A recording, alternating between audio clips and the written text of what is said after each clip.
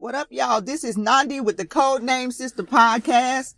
It has, has it been a little while? No, it probably hasn't. Not that long. But this is the thing. I got a short for y'all today.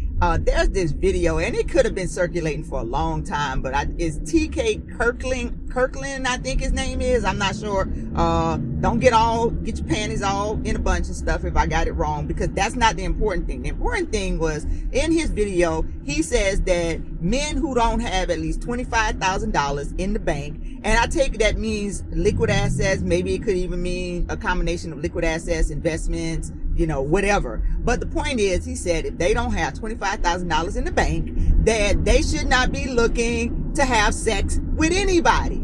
And you know what?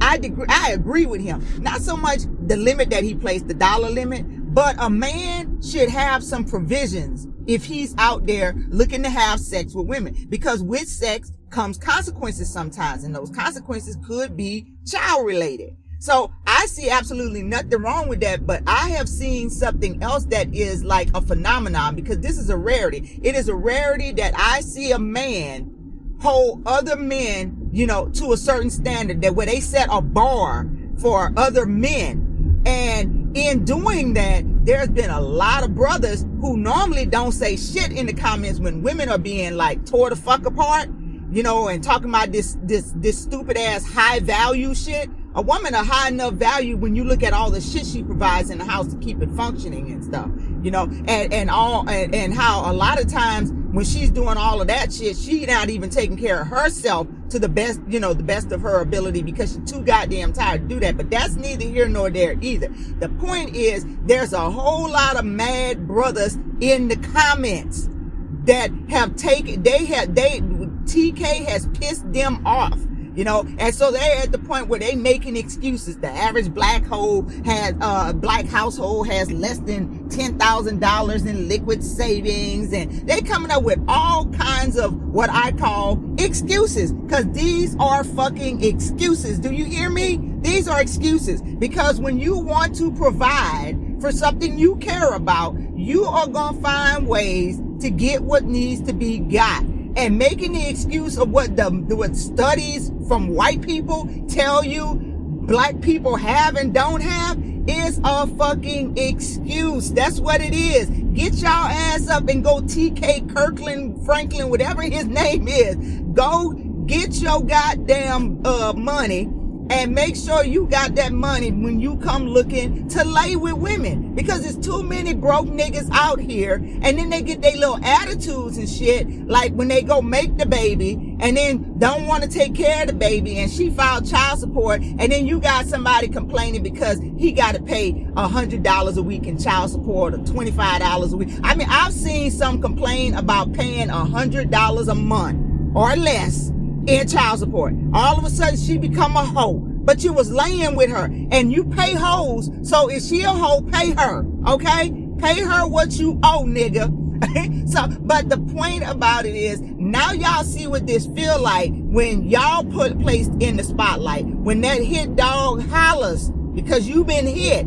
You have been hit. So instead of being mad at him, just like y'all tell us, instead of being mad at him, evaluate yourself and check your progress. Like, am I where I could be?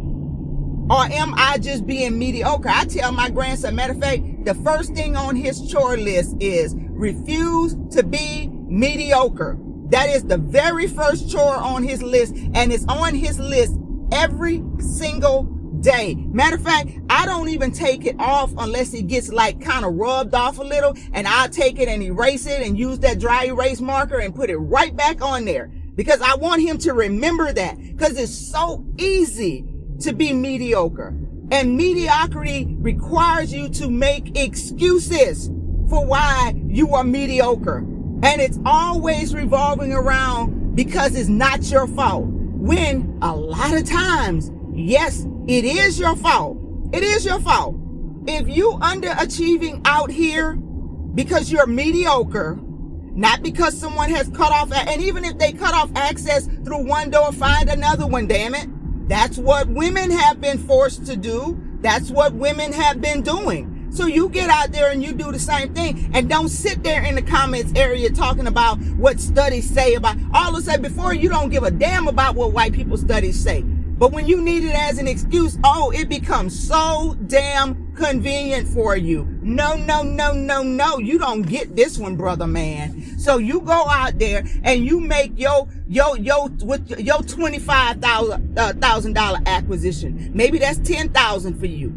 Maybe that's $5,000 for you. But I'm gonna let you know this: when you decide to add a woman to the mix and the possibility of creating a lineage of children, you need to come with some type of provisions. And you don't have no excuse, because you don't have to go to college to make enough money to have $25,000 in the bank.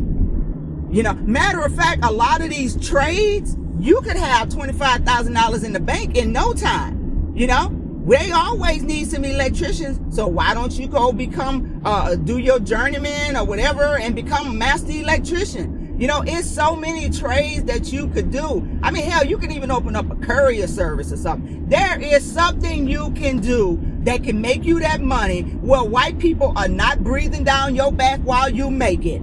You know, if you want your back, but yeah, that might happen in corporate America, where they breathing down your back and looking for every reason they can to get rid of you. Don't give nobody that type of power over you. But there are too many ways that a black man can go out there and have $25,000 put away. I mean, because I even add to that, not just $25,000 in the bank. He need to have his own place.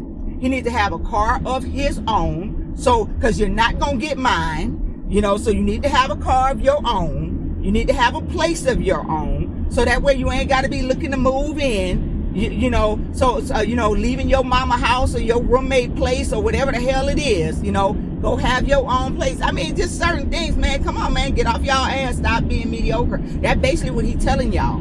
He's telling y'all to stop being mediocre and stop trying to use excuses, ways to excuse your lack of motivation. Get out there, be self-motivating, get out there and get it. And not only, you know, for some of y'all go get it, then you go get a white girl. But that's what you wanted anyway, you know. So a sister still don't benefit, because then you start talking about how loud she is, how she like to argue all the time, how she always nagging. When really what you're saying is you weak. That's what all that means. When you say all of those things about black women and you lump all of us into one category, you are really, truly saying that you are weak. Because only a weak man would say something like that, because every black woman you've ever met isn't one who's always arguing. It isn't one who's always loud. You know, it isn't one who's always nagging. And nagging, I done told y'all about that before. Anytime I hear a man say all she do is nag, I know that whatever it is she asked him to do a long time ago, and it has yet to be accomplished. So basically, it's like your children, when you're always telling them to do something and you have to tell them multiple times. This is what you are. You are that child in an adult body, because an adult woman and you're supposed to be an adult man, you shouldn't have to be told that many times. If you know that the damn toilet is leaking around the base, she shouldn't have had to tell you that 7 or 8 times. You use that damn toilet every goddamn day, more than one time a day. How you don't? Matter of fact, she shouldn't even have to tell you that it was leaking around the base, because you should already know that. You should walk through your house. You should be so proud of your home that you want to keep it in good condition, because how you keep your house says a lot about who you are and what you value. So you should want to do a walkthrough of your house to see if there's anything that needs to be, any issues that need to be resolved. You should set a certain schedule where you go out there and clean your gutters, and and you make sure that there's no grass growing up the side of your house, and no bushes that got out of control and all of that. Those are things you should do without having to be told that they need to be done or asked to do those things. Anytime a woman has to ask you to do those things that are that visible, you have failed. Again, you are the weak. I mean, that is all it is too. When she got to start treating you like you a child in the house, you are the weak. Now, let me tell y'all something. I love an attentive man. I love a man who is attentive, who is considerate, who got income, who got some investments, who got his own transportation, and his own place. All of those are nice things, okay? I am a single woman. Those things are nice things to know that a man has. So if we do decide to go further, to take it further, I know that he can hold his own, because I've been out here having to hold my own. And it's not about being an independent woman, because that shit is exhausting. That is some exhausting shit. That is an exhausting burden that I've seen single women take on, as well as married women. And that's why our life expectancy is a lot of times shorter than the man that's living in the house with us, because we got that whole independent shit in mind. I'm not trying to be that type of independent. That's not independence. That's being a damn doormat. And I'm not down for that shit. I've been there, done that one, will not be repeating it. Okay? So, like I said, y'all can get mad at what that dude had to say. But the truth of the matter is, you've been underachieving and you've been called on it. And we can tell who has been called on it, because all the hit dogs are hollering. This is Nandi with the Code Name SISTA podcast. I got one thing for y'all today, other than like, subscribe, rate, and review my podcast, and tell a friend to tell a friend to tell a friend about my podcast. And that is, as I tell my grandson all the time, refuse to be mediocre. I'm out.